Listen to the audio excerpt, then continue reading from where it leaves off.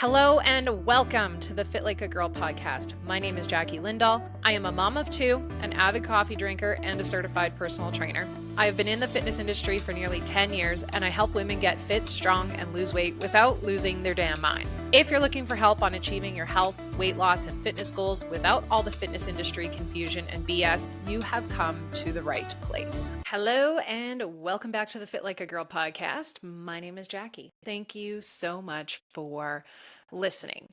Today's podcast, I'm going to get into a variety of different topics. We're going to talk about alcohol and how it affects your results, doing more exercise and why it's not necessarily better, and then also maybe you need a consistency check-in. We'll get into it, but first, I wanted to chat a bit about I had a lovely review on YouTube that I wanted to talk about. I'm not going to say the person's name, but you can go find it on YouTube. It was great. It says, "Why would anyone care about your life events? Yeah, that's why I clicked on this. No, I'll find another fitness person." So over the last little while, what I have been doing with the podcast is talking a little bit more about my life. This being the most blatant review on it that they are not for it, which I just felt like it was an odd way of saying, like, hey, I felt like the beginning part was a little bit too long. Maybe let's just get into the nitty gritty of the podcast sooner. But, everybody has their different ways of saying things. If you find that the beginning of my podcast is too long when I chat about life events and things like that, I am more than open to hearing feedback because really you're the listener. Like, yes, this is my show and I can talk about whatever the fuck I want, but you're the listener. And if you find that boring to listen to, by all means, please tell me, in a kind way, but I'm more than happy to hear feedback. But if you really like me yammering on about my life and random topics, things that I find on the internet before I get into like the fitness topics, I'd love to hear it. If you hate it and you find it annoying and you prefer just to skip over it, I'm up to hearing that as well, because again, your feedback on the podcast totally matters to me. I didn't even really have topics to chat about today in terms of like life updates or anything else like that. So we'll just, I guess, roll right into the actual topics that I wanted to talk about. And maybe this format and changing things up a little bit is better for you as the listener. And if so, I totally get that. Okay, let's talk about alcohol and your results. So alcohol is one of those things that it is a hot topic now, but a lot of people are talking about alcohol, and especially in the fitness space, their relationship with alcohol. And especially since there has been more information coming out with like alcohol's links to cancer and things like that, and people kind of going more sober. Like a lot of millennials and Gen Z are not drinking alcohol and or they're cutting back on alcohol. And of course, it's obviously affecting alcohol sales and things like that. And granted, like the majority of the population, I would say, probably still drinks alcohol, but there's more and more people adopting to a more sober lifestyle or reducing their alcohol intake, cutting it out completely. And I am one of those people as well. With my own relationship with alcohol, I did stop drinking completely a couple of years ago. And it was for a multitude of reasons. I've never had an issue with alcohol or booze or anything like that. I, of course, used to go out and drink and party and stuff like every young person did when I was going to like college and stuff like that. I have always been, though, a person that I hated getting like super drunk. I didn't like the feeling. I hated that, like, feeling kind of like off kilter. Your brain's just not with it. Your speech is slurred and that kind of thing. So very rarely have I ever gotten like completely fucking enamored in my life. It has happened. Don't get me wrong. I have gone completely overboard and been like throwing up sick, embarrassing, drunk, like ridiculous in my life. But I found that I just never really liked the feeling of it. I hated hangovers, completely hated hangovers. So the majority of the time, I would just have some drinks and I wouldn't really ever go overboard too much. Again, it totally has happened. I have made an ass out of myself in more than one situation. But I found that over the years, I didn't really love it. And then, especially after I had kids, that really changed things a lot. Partially because of my own anxiety, where I was always worried, like, what if something happened to the kids and I am like not hammered, falling down drunk, but like I've had drinks and I can't drive? or that kind of thing. The other thing is that I found that alcohol started making my anxiety a lot worse. My anxiety after I would drink would be much worse for like days if I drank versus if I didn't. And not only that, I found that when I would drink, even if it was just like a beer, a glass of wine, like something like that, I found that a lot of my anxiety, I'll backpedal a little bit here. A lot of my anxiety was disassociation. So like I would be present and physically, but like mentally I'm like 100 fucking miles away. Especially it was often tied to sleep, and it was often tied to alcohol. So I find that like if I'm not getting good sleep, my anxiety is a lot worse and I dissociate so much more. Versus if I get better sleep and I'm not drinking, I am much more present and I feel better and I'm less anxious. But when I was drinking, even just having like a glass of wine, a beer, I found that my anxiety would start to get worse and I would dissociate a lot more. And so that was one thing. And then I found, because I didn't like that feeling, I wasn't really drinking at all, where I would have like a half a glass of wine and then honestly, like I would dump the rest out and not even say anything. My husband would bring home like a bottle of wine or like some beers, and I would have like half of a drink and then I would just pour the rest out and not say anything. So then I did that for a while and then I was like, well, that's just dumb. What is the point if I'm just literally pouring half of it down the drain and not saying anything? After especially I had my youngest, I just was like done with it, where I was like, I don't actually need to have alcohol in my life anymore. Yeah, it was just basically that simple of a decision for me. It just didn't make any sense. It didn't really fit where I was in life, and I felt so much better without it. So that's why I personally decided to cut out alcohol. But it's a hot topic that comes up still, because a lot of my clients will ask me like, can I still have alcohol and reach my goals? And the answer is yes. Like, I mean, for the majority of my like fitness journey, I would drink alcohol and still be able to reach my goals and stuff. But some of my clients are coming to me because they are kind of sober curious, and they have questions about like, okay, well, what if I do cut out alcohol? Could that help my goals? So let's talk about specifically booze and your goals and how alcohol can actually like affect your goals. Does alcohol directly affect your fat loss or weight loss goals or your fitness goals? The answer is yes and no. I'm a big believer in there's no single food or drink or anything like that that can directly make you gain or lose weight, including alcohol. Yes, if you're having alcohol in moderation and still staying on top of your nutrition, and you're accounting for the alcohol intake included in throughout your week and still meeting your nutrition goals, sure, you can absolutely reach your nutrition goals, be in a calorie deficit the majority of the time, and still have some drinks in moderation. But where it can tread over to not helping your goals is when I'll see people not track it. Like they won't include it in their day. Their day in terms of nutrition, in terms of the food that they're eating, might be on track, but then they're having 2 or 3 glasses of wine a night, where that's, an extra 300 to 500 calories a day that's going to throw them out of their calorie deficit, but they didn't track it. Then yes, it'll definitely affect your goals, because you're having that alcohol on top of your nutrition and your diet that you're having in a day.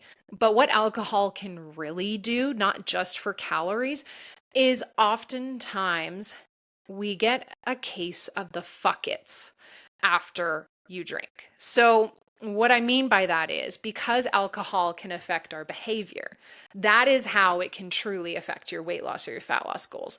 So it's not necessarily alcohol directly making you gain weight, it's your behavior after you drink that usually affects it. So let's say you have a couple glasses of wine and then you have a craving and you think, oh, I just really want some chips, or I just really want this or what that. When you have a drink, you're going to be more likely to be like, yeah, fuck it. And then you'll have that food. And then oftentimes, if you have another glass, then it kind of spirals out of control from there. That's usually what honestly happens with alcohol. Not only that, alcohol affects your sleep. It does. A lot of people will say that, oh, when I drink, I fall asleep faster, which is true. You may fall asleep faster, but studies have actually shown that when you drink, your actual restful sleep is shit. So you might fall asleep faster, but you're not actually getting good quality restful sleep, which means that your sleep is shit You might be, and then it affects your brain for 24 hours or longer. So you may be less likely to want to work out, make good nutrition choices, those kinds of things, which again can directly affect your weight loss goals.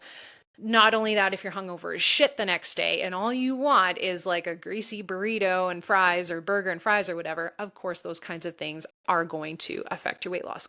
Again, it's not that alcohol in and of itself is going to ruin your fat loss goals, but it's our behaviors surrounding alcohol that, generally speaking, can throw you off your game when it comes to your goals. And that's where often I will tell my clients, like, you may need to evaluate how much you're drinking, how often you're drinking, and make changes there. If you're having 1 to 2 glasses of wine every single night and you want to focus on your fat loss goals, or you have a big fitness goal in mind, chances are you're going to have to review that glass of wine or 2 glasses of wine that you have every single night and make some changes around that.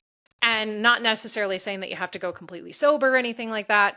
That's obviously a decision that you have to make only for yourself. And I am not that person to make that decision for you. But you may need to just evaluate how often you're having it and make some adjustments if you want to achieve your goals. At the end of the day, alcohol is a poison. It is. It's a poison. That's why when we drink too much, we'll often throw up or have like diarrhea, like those kinds of things. That's why we feel hungover the next day. Like, it is a poison for our body. There are some health risks associated with drinking alcohol, and especially drinking too much alcohol. Can people also live a long, healthy life and have some drinks in moderation? Absolutely. Absolutely. Definitely. So it's just something that you may need to evaluate for yourself and make a decision that you feel is best for you based on how you feel about it and your goals and things like that. And that's really only something that you can do for yourself. So yeah, those are kind of my thoughts on alcohol and your results, and also my own relationship with alcohol and why I decided to essentially go sober.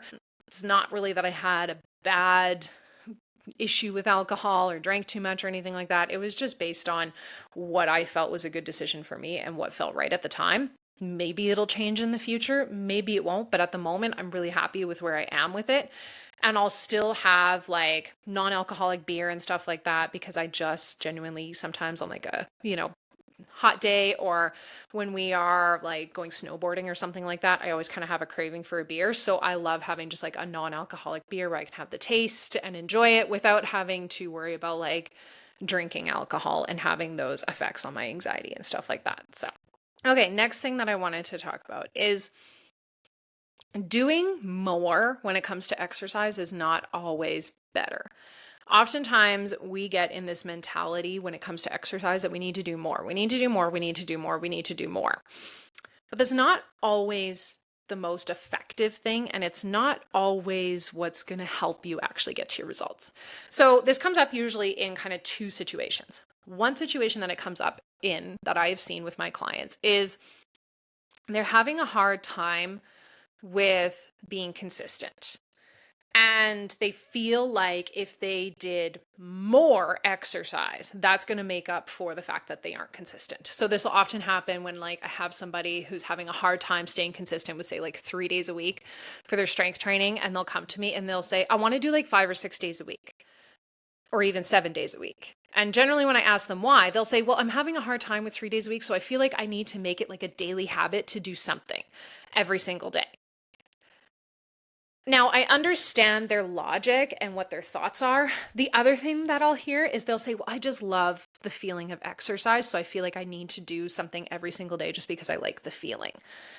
And usually then that kind of raises a red flag for me, because it's often coming from a place of fear or a place of scarcity, in that I'm worried that if I don't exercise every single day, I'm not going to see results, or they're exercising to overcompensate for their nutrition because they're trying to outrun their diet. Or again, they are being really inconsistent with what they're supposed to already be doing. And they think that if they just did more, that will make up for their inconsistency. The blatant answer here is doing more is not going to be better. Oftentimes we think that if we do more, it's going to be better. But then what happens is we can't fucking stick with it. And then what people have is this all or nothing mentality when it comes to fitness. So they feel like they need to do more. I need to do more. I need to do more. But then they can't stick to that. So then they feel like they shouldn't do anything. And by wanting to do 5, 6, 7 days a week, that's just feeding into that all or nothing mentality. You might be able to do 5 or 6 or 7 days a week for 2 or 3 fucking weeks until something happens. You miss a workout, then you think, what's the point? And then you fall off completely. Because that's what happens. I have been a coach for almost 10 years and I see this happen time and time and time again.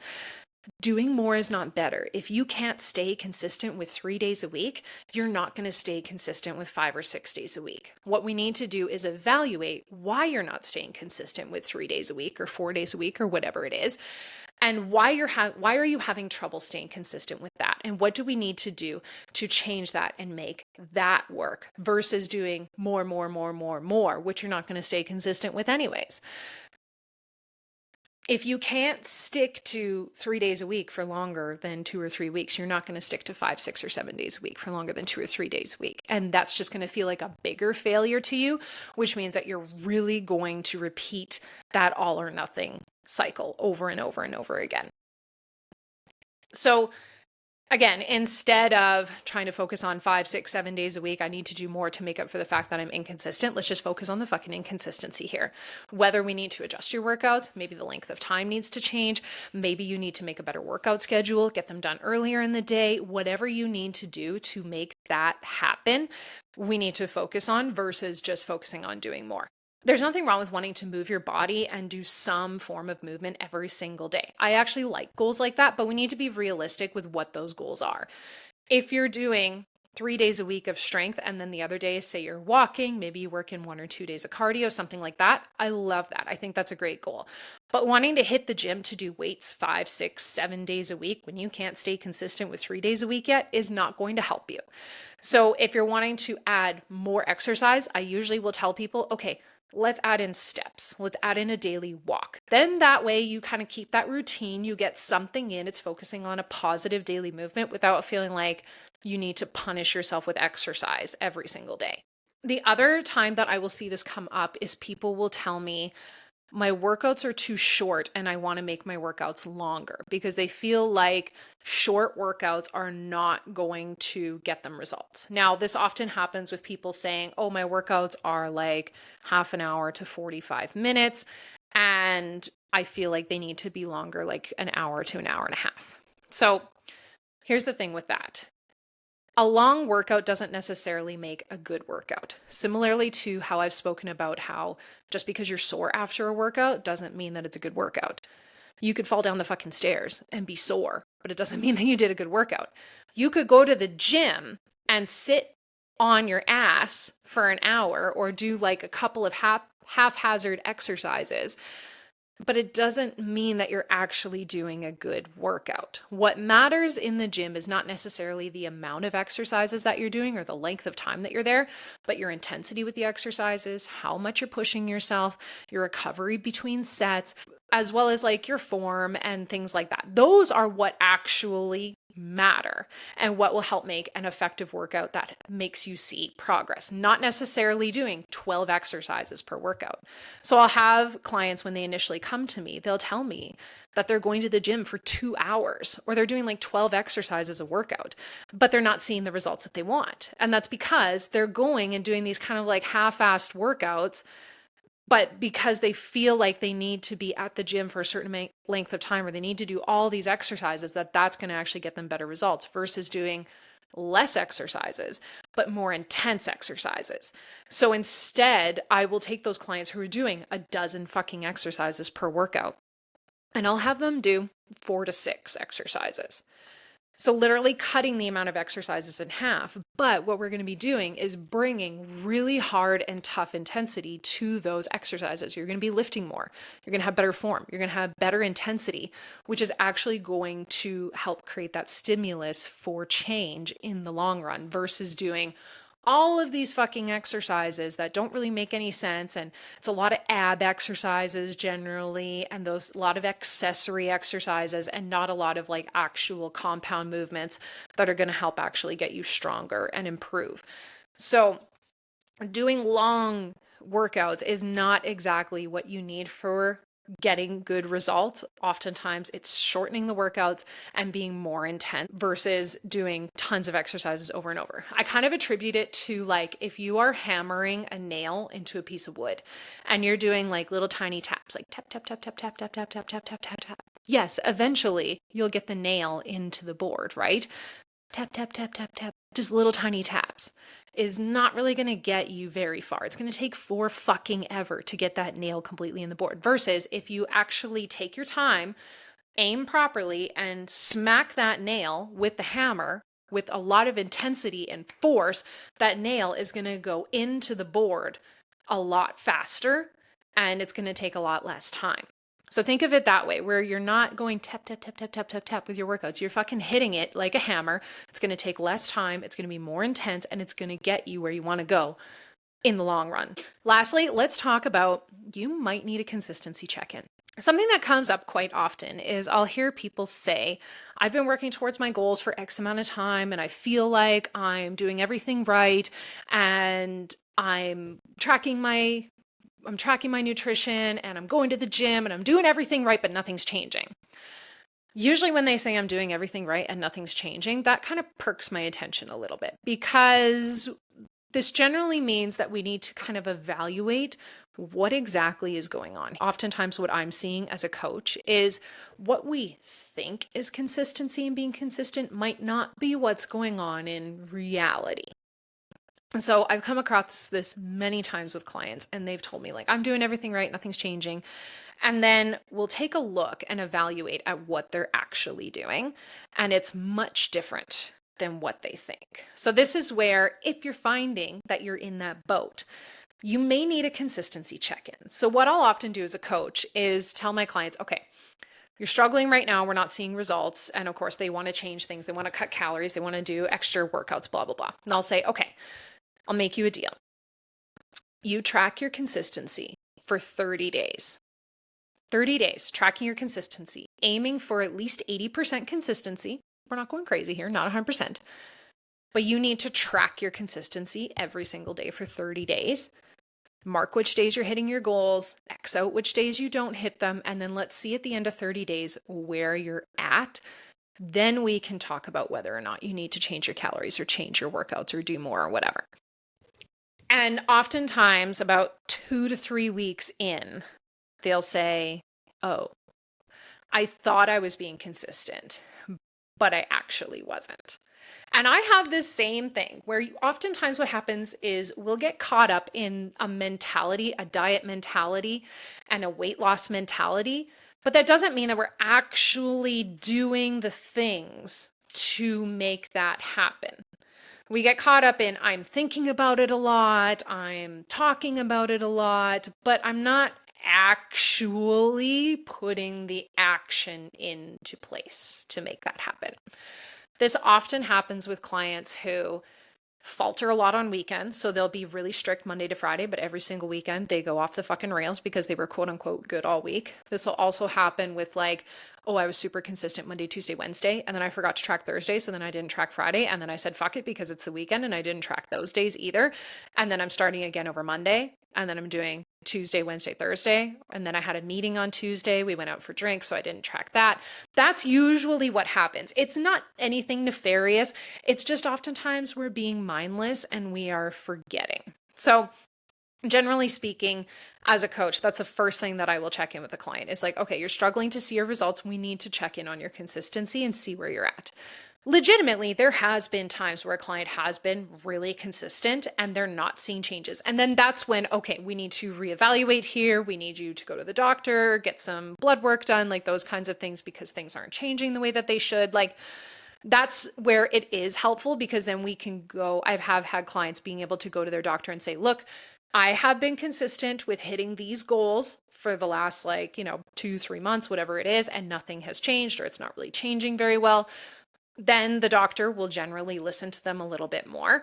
Yeah, a lot of times when I tell a client to do a consistency check-in, often about 2 to 3 weeks in, they'll say, "Oh, I see. That's what actually being consistent is versus what I think it is." So, because if you're actually being 80% consistent out of 30 days, that means that you're hitting those goals at least 24 days out of the month to hit 80% consistency. It's a lot more than people realize it is. Like in our minds, we think, oh yeah, 80% consistency, that means the majority of the time I'm on track for my goals. But oftentimes we don't actually know what that looks like in real life. It does mean that the majority of days in the month, more than the majority of the days, 24 days out of 30, you're hitting those goals to hit about 80% consistency. Now, oftentimes, even if a client is being, 50% consistent one month and then the next month they're able to be 70%, that's a huge jump in consistency, which is amazing. I just use 80% because oftentimes that's kind of what people need to push for to really see results and also keep their head actually and physically in the game. So if you are finding that you are having a hard time staying consistent or that you're finding that you're not seeing the results that you want, do a 30-day consistency check-in and be brutally honest with yourself. Are you hitting your nutrition goals? Are you hitting your exercise goals? Are you hitting your step goals? Whatever those goals look like. So for myself, if you're a part of my free Facebook group, we just did a challenge for March for consistency. And I have been not as great at hitting my steps and my protein goal for a month or so now. So that was my goal for the month of February, was doing a consistency check-in. And for me, it was hitting my protein goal, hitting my steps goal, and hitting my workouts. Those were my goals for the month. Protein, regardless of calories, like I wasn't worried about calories. I just wanted to focus on hitting my protein goal. And then I just wanted to focus on getting my steps in because my steps have been down in comparison to where they were this time last year. So after focusing on that for a month, it honestly made a huge difference and solidified with me, okay, this is what I actually have to do. Because again, just like everybody else in the world, my biggest falter is weekends. My biggest falter is weekends. I am so good at having a Monday to Friday routine. I thrive on routine. It's my jam. Saturday, Sunday, often the routine is off. And that's when I will say like, oh, I don't really need to worry too much about my protein goal. But if I actually want to hit my goals, I do need to worry about that protein goal. So yeah, that's exactly what I did for the month. And I got myself at about 80 to 90% consistency with each of my goals, which makes me super happy because that's like right where I want to be. So that's honestly what it takes for me is to just, I need to do that check-in. If I feel like I'm not seeing the results that I want or that I feel like I should be seeing, that to me is always a sign, okay, we need to do a consistency check-in. So what I have for my clients, like if you followed me for a while, you'll know that I have my 30-day consistency calendar. If you watch YouTube, this is what it looks like. And I'll use that for my clients, but also in the app that I have, they actually have a consistency calendar in the app, which is amazing. So then I can highlight different goals for my clients and then they can check off what days they hit that goal and what days they don't. And then the app automatically calculates their consistency, which is awesome. So when I have a client that like we're checking in on their nutrition or whatever, I can take a look and say like, oh, okay, your consistency with this goal this past month has been about this. I saw you hit it this many days. And then we can chat about it and make some tweaks and plans for the weeks ahead. So yeah, that is generally the biggest thing, is being honest with yourself with your consistency and do that check-in if you feel like you aren't getting to where you want to go. So I hope that you found those things helpful. If you did, I would love and appreciate a 5-star written review. If you are missing out on the life update things and you enjoyed that, shoot me a message on Instagram and let me know. Either way, like I said, I'm open to feedback. Just don't be a fucking dick about it. Like that guy, like that person on YouTube. You don't need to be a dick about it, but I am open to hearing any kind of feedback when it comes to the podcast. Again, if you would like to join my free Facebook group, it's a ladies only Facebook group where I post different content in there. And it's just an amazing supportive community of like-minded women. So if you would like to join that, I will post the link in the show notes and you can just request to join. It is ladies only, so I'm sorry, but if you are a male, you will be rejected. There is some questions when you go to join the group. You just have to answer those as well. If you don't follow me already, be sure to follow me on Instagram. That's where I post the most amount of content and updates and things like that. So I will post the link for my Instagram in the show notes. And if you do follow me on Instagram, shoot me a message and let me know that you came from my podcast. I honestly love hearing that, and it just makes my day. If you have questions about my online training options, you can head over to my website. It is www.fitlikeagirl.ca. I do have kind of open enrollment at the moment in terms of clients. So if you are looking for some help with your fitness and weight loss goals, be sure to head over there and you can read about my program and everything like that, and you can apply. And lastly, I just wanted to say thank you so much for listening. I appreciate it so much, and I hope that you have an amazing rest of your week. Chat soon.